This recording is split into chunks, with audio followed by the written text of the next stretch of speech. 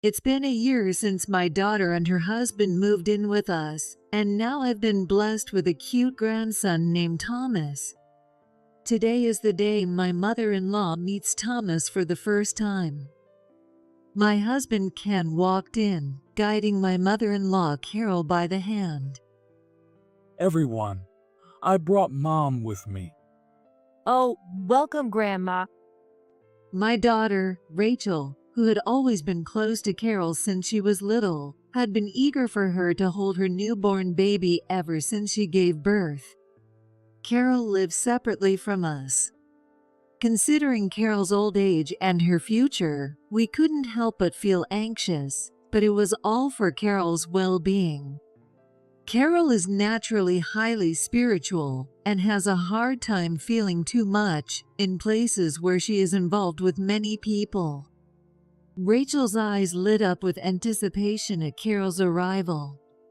Encouraged by Rachel's expectant gaze, I walked over to Carol with Thomas, who I had been holding. "Welcome, Carol. This baby is..." I couldn't finish my sentence, "your great-grandson." Because at that moment, Carol clutched her chest and started to suffer. Ouch. "What's wrong, Carol?"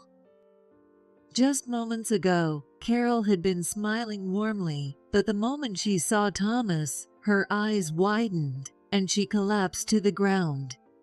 "What happened, Carol? Are you okay?" It hurts. So painful. That baby is, no. Carol desperately tried to convey something. However, in stark contrast to her, Thomas remained innocently smiling in my arms. "My name is Joy Smith. I used to work as a caregiver, but now I am retired and live with my husband Ken and my daughter's family. Our peaceful life with the four of us is very fulfilling, but there are a few things that concern me." I wish Grandma could live with us. My daughter Rachel sighed sadly as she sipped her coffee. "Yes, currently, we're living separately from my mother-in-law, Carol. Carol is turning 91 this year. Given my line of work, I can't help but worry about not being there to support her, especially if something happens." "Yes, but..." I remembered Carol's reaction when I suggested that we live together. "She's more comfortable on her own, and she wants to relax. It's what she wants." Carol is remarkably spry for a 91-year-old. Her letters, which arrive with the seasons, usually detail her mountain climbing adventures. She once told me that she finds peace in an environment where she can soak up nature's energy. And Carol seems to have a strong sixth sense, especially sensitive to people's emotions. As Rachel and I enjoyed our slightly indulgent coffee, we started reminiscing. "Remember when you went missing back in kindergarten, Rachel?" What? Really? Rachel sounded surprised. She was probably too young to remember much from that time. But Ken and I were frantically searching for our missing daughter. Even strangers on the street were saying, "We'll help you." We called neighbors, walked around the kindergarten and the neighborhood, but we couldn't find you anywhere. Ken suggested we talk to Carol, and then Carol. This was over 10 years ago, so Carol was even more energetic back then. When we consulted her, she said, "That's terrible," and quietly closed her eyes. I wondered what she was doing, but felt an atmosphere that told me not to interrupt, so I stayed silent. A few seconds later, Carol clutched her chest in pain, as if she could feel it herself, and said, She's in a dark place. It's lonely and very painful. When we searched the dark places like Carol suggested, we found Rachel stuck in a hole by the embankment, unable to move because you'd twisted your ankle. No way. I don't remember any of that.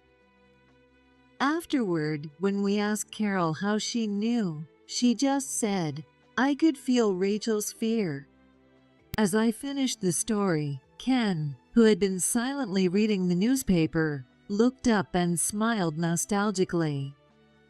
Yeah, I remember that happening. She must have an inspiration. Grandma's amazing.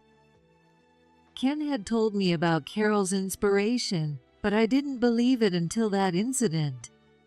I always thought such things were just fiction. But Carol's behavior at that time was genuinely uncanny, and since then, I've come to accept the strange things she says. Because of Carol's sensitivity to others' emotions, I can't push too hard for her to live with us. With such sensitivity, it makes sense she'd prefer being alone. Living with others might actually stress her out and make her health worse. But this situation can't continue forever. I sighed deeply, pondering what to do. And that wasn't my only worry. Since Rachel and her husband Sean got married and moved in with us a year ago, our front door has been repeatedly vandalized with spray paint. Another graffiti. One day, when I stepped outside to weed the flower bed, I saw bright green graffiti on the front door.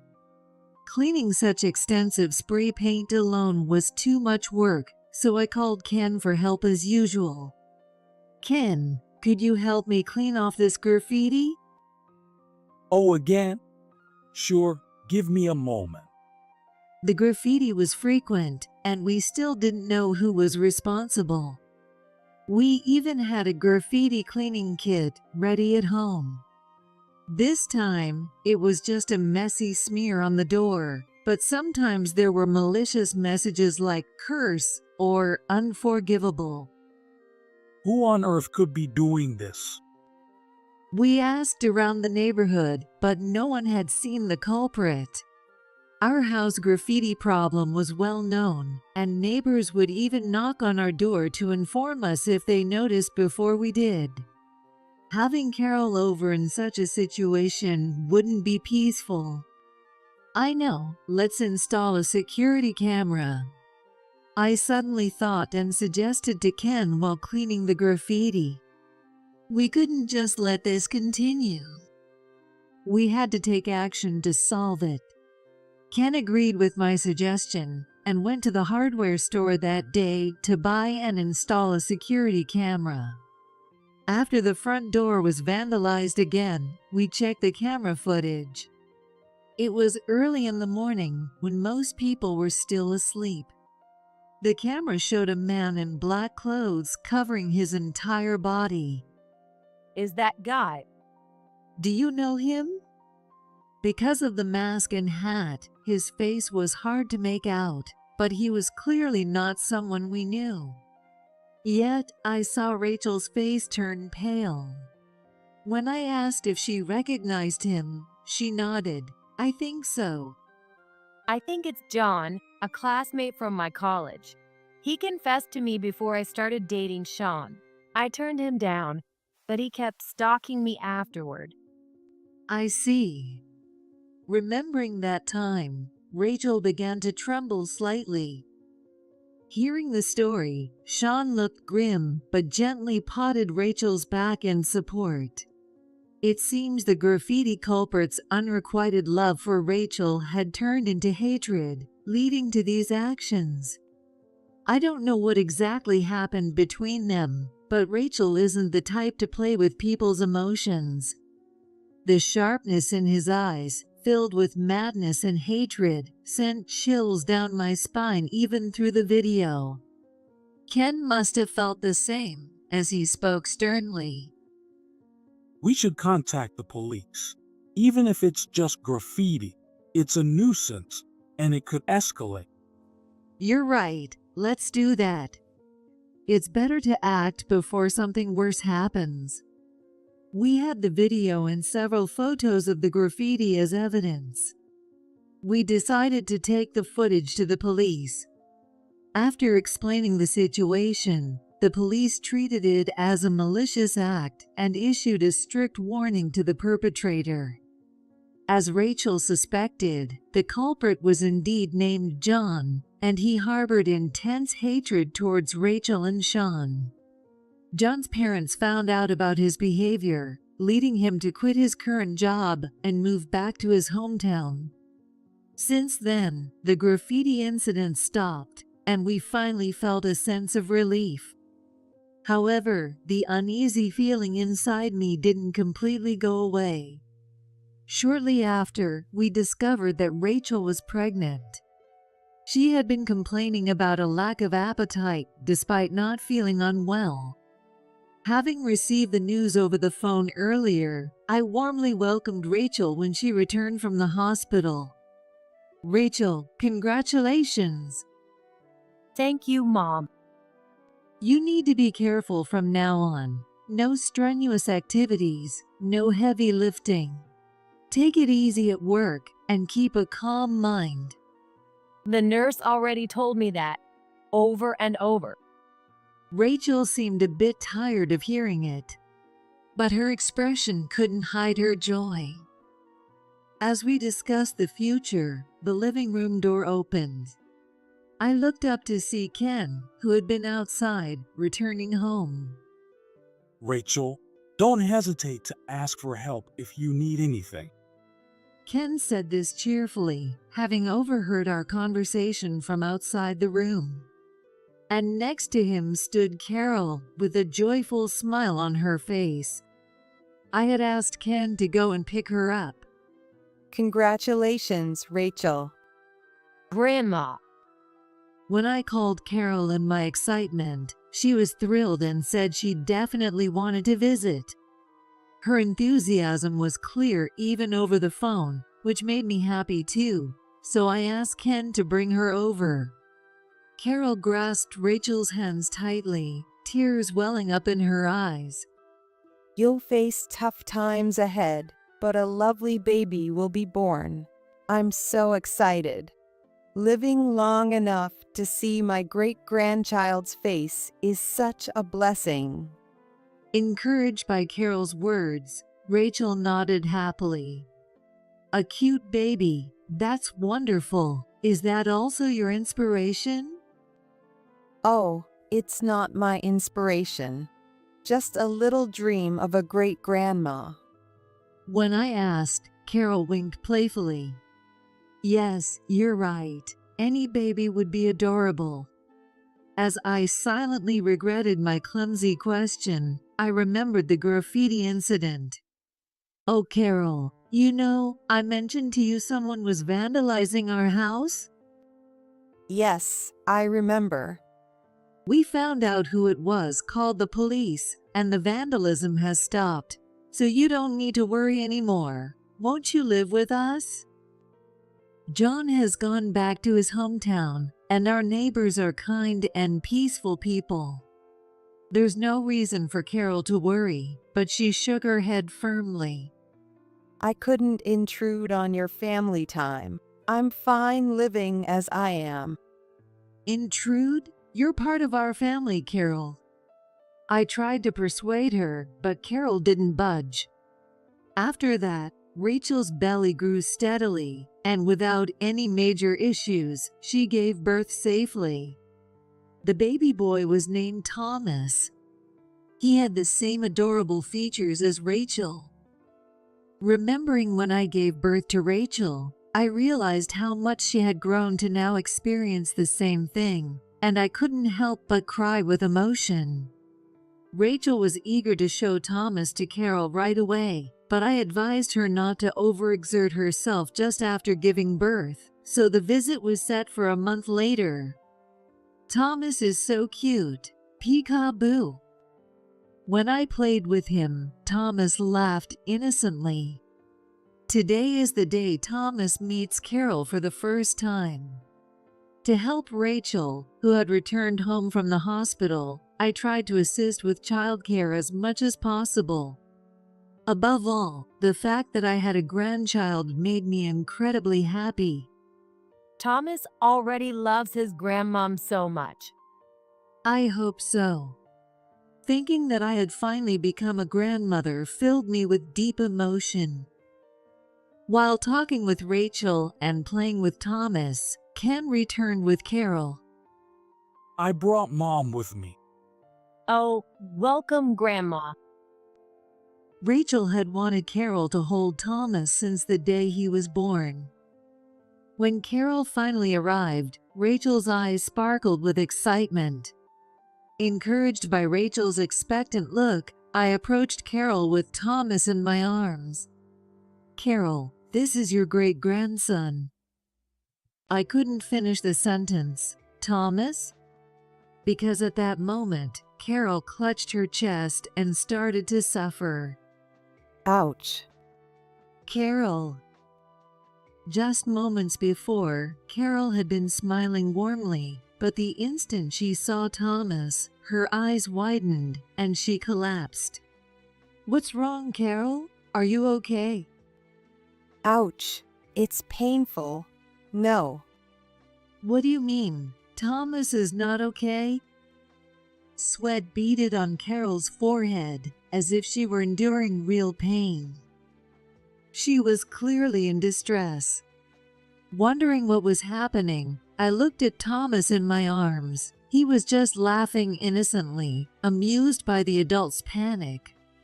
We tried to comfort Carol by rubbing her back and helping her sit down, but her color didn't improve. I told Rachel, who looked worried, to wait, and I guided Carol to another room where she seemed to calm down a bit. I'm sorry. Can I go home? Please don't misunderstand. It's not Thomas's fault. "I understand. I'll take you home."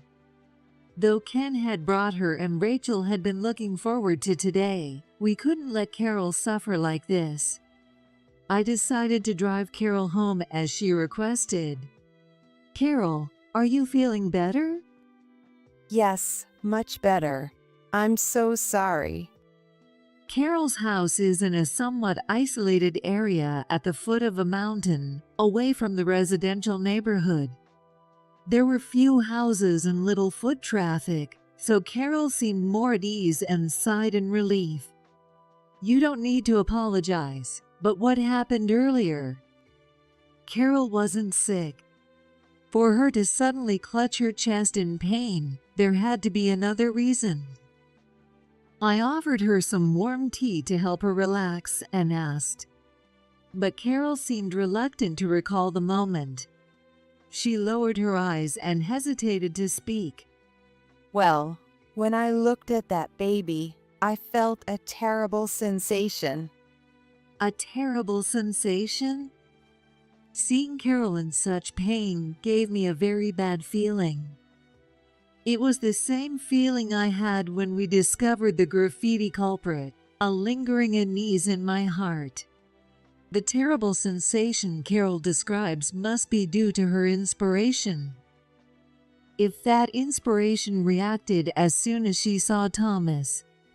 I tried to keep calm and immediately called Ken. "Hey Ken, can you and Sean check around the house?" What happened? He was probably reading the newspaper. Ken's voice sounded surprised at my sudden request. "I think there might be a suspicious person around. I have a really bad feeling." Got it. We'll check it out. Ken had experienced Carol's inspiration since he was a child, so he probably felt the same way I did.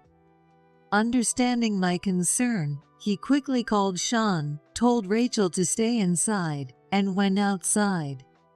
As I heard the front door open over the phone, my heart started pounding uncontrollably. I'll call if anything happens. Ken said as he tried to hang up. But the next moment, I heard Ken's shout echo through the phone. Hey, what are you doing there? I heard Ken's footsteps running, followed by angry shouts as he and Sean confronted someone. Then, the unpleasant sound of metal clashing. How dare you? Rachel, you betrayed me and had a baby. Don't think you'll be the only one happy. The voice I heard was not Ken's usual calm tone, but a man's voice filled with hatred and malice. "Ken, what's happening? Ken?" I clung to the phone desperately, but the noise made it hard to understand what was going on. After the tumultuous sounds, the other end of the phone finally went quiet. While I was on the phone with Ken from Carol's house, Ken had seen John hiding in the shadows of our home. John had been carrying multiple knives. It's obvious what he intended to do. Fueled by anger, Ken and Sean confronted John, who was about to go on a rampage. Luckily, Sean had experience in judo, and they managed to capture John without anyone getting hurt. The police were called immediately, and John was arrested. As he was being taken away, he directed his anger at Rachel, shouting, "It's all your fault, Rachel. You traitor." This confirmed that John harbored resentment towards Rachel. Thanks to Carol, thank you so much. If you hadn't noticed, who knows what could have happened. After the incident settled, I visited Carol's house again. This time, Rachel and Thomas were safe, thanks to Carol's abilities. The pain Carol felt at that time was the intense hatred directed at Thomas from John. When I brought her a gift and bowed my head in thanks, Carol, as humble as ever, shrugged and said, "You're exaggerating." I didn't do anything. It was you, Joy, who took action, and everyone else who helped catch the culprit. No, that's not true. If you're thanking everyone, then you should include yourself too, Carol. I was truly relieved that everything turned out okay. The thought of something happening to newborn Thomas or Rachel, struggling with her first-time motherhood, was terrifying. We comforted each other and felt a sense of relief wash over us. But one day, when the incident seemed to be behind us, the doorbell rang ominously. "Yes, who is it?" Given the recent events, I thought it might be the police or mailman, so I opened the front door without much thought. I regretted it immediately. Hello, we're John's parents. Is this Rachel's home? A couple I didn't recognize stood there, wearing unsettling smiles. "John." We deeply apologize for the trouble our son has caused. John was the man who had tried to harm Rachel and Thomas. Why were his parents here at our house? How did they even know our address? A cold chill ran down my spine. We came to apologize directly to Rachel and Thomas. May we come in? What were these people talking about? We wanted nothing more to do with anything related to the culprit, and it seemed unnatural for them to come to our house just to apologize. The incident had only just happened. Wouldn't such matters usually be handled through lawyers or the police? There was no way I could let these two meet Rachel and Thomas. "I'm sorry, but my daughter is deeply traumatized. I can't let her meet with you in such a state. Please leave." Please, we only want to apologize. John's mother leaned in, placing her hand on the front door I was about to close. Her serene smile only made me feel more uneasy. "No, thank you. Your apology means nothing. If you truly care about my daughter, please stay away from her forever." When I responded firmly, John's mother widened her eyes in shock. Then, she suddenly let out a piercing scream that could probably be heard by the neighbors. Oh my, I knew I wasn't wrong. How dreadful to think that my precious son might have married the daughter of someone so rude. I wondered what kind of person would reject my son. It must have been your daughter who had the problem. She must have deceived him. "Excuse me." Feeling uneasy about their sudden change, I firmly closed the door and locked it. If they continued to bother us, I decided to call the police. Clutching my phone, I felt cold sweat trickling down my spine. John's parents lingered in front of the house for a while, but eventually they seemed to give up and left quietly. I was so relieved that I sank to the floor. Even though the culprit had been caught, it might still be too early to feel completely safe. I decided to share this with my family. Actually, John's parents came by today. What?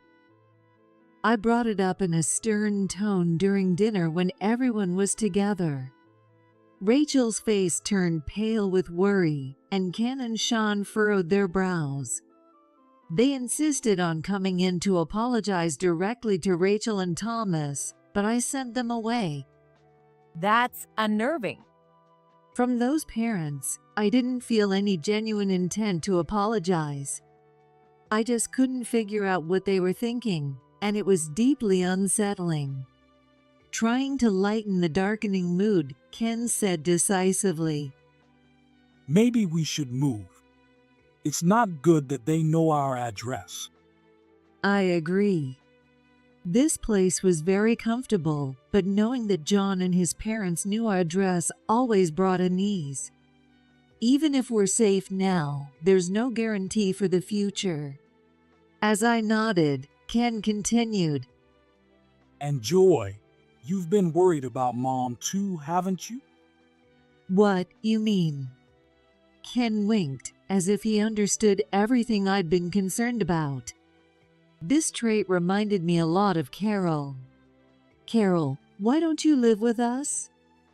After we successfully moved, I visited Carol's house again. The house was very quiet and ideal for spending one's later years alone, but it seemed a bit too lonely to me. Our new place is in a nature-rich area, and I think you'll like it, Carol. Besides, through this incident, I realized something. I had always thought I needed to support Carol. I saw her as someone I needed to care for. But it's not just that. Our family can help each other no matter the differences in our roles. It's more fun when the family is together. Having you around makes Rachel and Thomas feel secure. I rely on Carol. That's the truth. When I said that with a serious expression, Carol gave a gentle smile, as if she understood everything. Joy, you're stubborn. So are you, aren't you? Maybe so. Feeling a bit amused, we both started to laugh softly. Being similar, we would manage well together. All right. Taking care of my great-grandchild might not be so bad. And so, the series of events came to a close, and Carol moved in with us. Our 4 generations would live together in peace and harmony, though nobody knew yet that Thomas would grow particularly fond of Carol, much to the dismay of Sean and Rachel.